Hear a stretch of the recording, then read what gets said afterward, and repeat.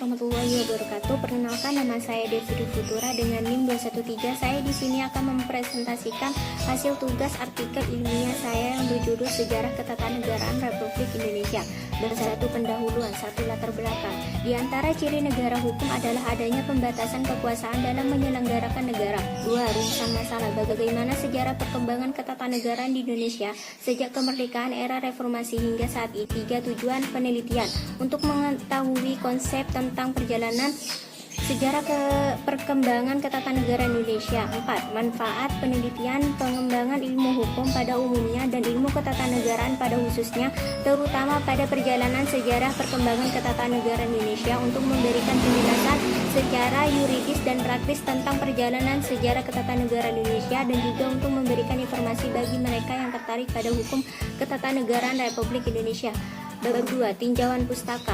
A. Sejarah Konstitusi Indonesia. Menurut Soetando, konstitusi adalah sejumlah ketentuan hukum yang disusun secara sistematis untuk semata dan mengatur dan pokok-pokok struktur dan fungsi lembaga-lembaga pemerintah, termasuk juga kewenangan dan batas kewenangan lembaga itu. B. Negara dan sistem pemerintah. 1. Pengertian negara dan syarat berdirinya surat negara. Unsurnya ada 2, yaitu unsur konstitutif dan unsur deklaratif. 2. Sistem pemerintah. Sistem pemerintah adalah aturan atau cara bagaimana ketiga lembaga tersebut, eksekutif, legislatif, dan yudikatif, bekerja dan berhubungan satu sama lain, di mana setiap lembaga harus bekerja sama serta menjalankan tugasnya dengan baik sehingga tujuan untuk menyelenggarakan kesejahteraan masyarakat dan kepentingan negara dapat terwujud. 3. Sistem pemerintah Indonesia. Adanya pemilihan secara langsung dengan melibatkan rakyat dalam memilih kepala pemerintah dan merupakan wujud dari demokrasi. Sistem bicameral, yaitu sistem 2 kamar diwakili oleh DPR dan DPD, saling melakukan pengawasan dan pengontrolan antar lembaga negara dalam pemberian kekuasaan yang lebih besar kepada parlemen untuk melakukan pengawasan dan fungsi anggaran. Nomor 3. Metode penelitian. Penelitian ini membahas sejak 17 Agustus 1945 hingga 5 Juli 1959 serta pendekatan sejarah perkembangan UUD yang pernah berlaku di Indonesia sejak kemerdekaan era reformasi sampai pada amandemen UUD. Bab 4. Pembahasan. 1. Sejarah ketatanegaraan Indonesia atau sistem prakemerdekaan. 1. Penjajahan Belanda, Indonesia, Hindia Belanda, bagian kerajaan Belanda, peraturan perundang-undangan yaitu UUD Kerajaan Belanda dan IS, peraturan perundang-undangan masa berlakunya IS yaitu WET, AMVB, Ordonatif, dan RF. Dari keempat tersebut disebutkan peraturan umum, yaitu ada juga peraturan lokal dibuat oleh gubernur, bupati, wedana, dan camat. WET itu dibentuk oleh Badan Pembentukan UU Negeri Belanda yang artinya mahkota dan parlemen. AMVB yaitu dibentuk oleh mahkota sendiri. Ordonatif yaitu dibentuk oleh gubernur jenderal bersama Von Reis, dan RF yaitu peraturan yang dibentuk oleh gubernur jenderal. 2. Penjajahan Jepang. Kedudukan Jepang di Indonesia ada 2, yaitu penguasa pendudukan dan menjadikan kemerdekaan BPUPKI dan PPKI pada tanggal 14 Agustus 1945. Sejarah menyerah pada sekutu. Penjajahan Jepang di Perang Dunia Kedua sebagai penguasa pendudukan untuk menjadikan kemerdekaan bagi Indonesia terhadap BPUPKI dan PPKI. Sidang BPUPKI ada 2, yaitu pada tanggal 28 Mei sampai 1 Juni 1945 rancangan dasar negara, dan pada tanggal 11 Juli sampai 17 Juli 1945 rancangan UUD 2 Republik Indonesia Serikat, yaitu 1. Orde Lama, Dekret Presiden 5 Juli. Ada 3, yaitu berlakunya kembali UUD 1945, dibubarkannya konstituante atau pembentukan MPRS dan DPAS.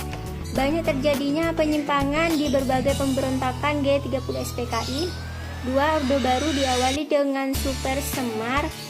Orba bertekad menjalankan UUD 1945 dan Pancasila secara murni dan konsekuen demokrasi Pancasila di bawah kepemimpinan Soeharto, sistem presidensial, pemilu 5 tahun sekali tapi tidak demokratis. Kuatnya kekuasaan presiden dalam menopang dan mengatur seluruh proses politik, terjadi sentralistik kekuasaan pada presiden. Pembangunan ekonomi terlaksana tapi tidak berbasis ekonomi kerakyatan. Dan indikator demokrasi tidak terlaksana, yaitu rotasi kekuasaan eksekutif, tidak ada rekumen politik tertutup, pemilu jauh dari semangat demokrasi, HAM terbatas, kebebasan politik dibatasi, KKN merajalela. 3. Era reformasi. Sistem pemerintah negara Indonesia berdasar UUD setelah diamandemen pada tahun 1999 sampai 2002 ada 8, yaitu bentuk negara kesatuan dengan prinsip otonomi yang luas. Bentuk pemerintah adalah republik, PMR bukan lembaga tertinggi lagi. Presiden adalah kepala negara sekaligus kepala pemerintah, kabinet atau menteri diangkat oleh presiden dan bertanggung jawab terhadap presiden. Kekuasaan legislatif lebih dominan, presiden dan wakil presiden dipilih langsung oleh rakyat dan presiden tidak dapat membubarkan DPR. 3. Sejarah perkembangan ketatanegaraan Indonesia atau sistem pra-kemerdekaan.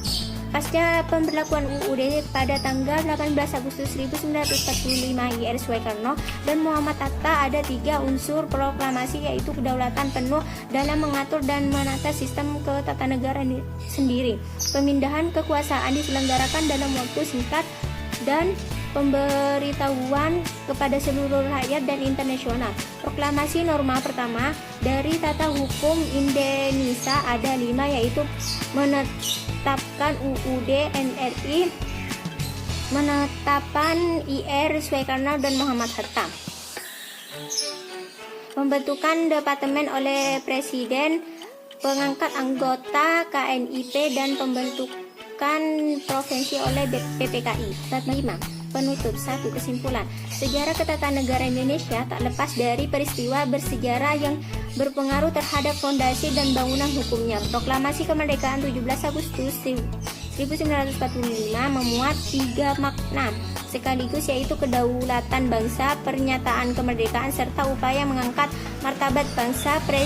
Persidangan BPUPKI periode pertama, gagasan tentang dasar negara dikemukakan oleh Muhammad Yamin, Suetomo, dan Soekarno. Persidangan periode kedua terdapat 2 peristiwa besar, yaitu rapat panitia perancangan UUD serta penetapan UUD 1945. Lahirnya Konstitusi IRS 1945 mencakup 2 peristiwa bersejarah, yaitu perundingan Linggajati yang memunculkan beragam penafsiran tentang kedaulatan Indonesia Belanda, serta KMB yang menghasilkan pembentukan NRIS, Dekret Presiden 5 Juli 1959 yang berisi tentang pembubaran konstitusi, pemberlakuan kembali UUD 1945 serta pembentukan MPR. Bergantinya sistem pemerintah dalam konstitusi juga turut mempengaruhi ketatanegaraan Indonesia mulai pada tanggal 18 Agustus 1945 sampai 14 November 1945. Indonesia berdasarkan UUD 1945 menganut sistem pemerintah presidensil.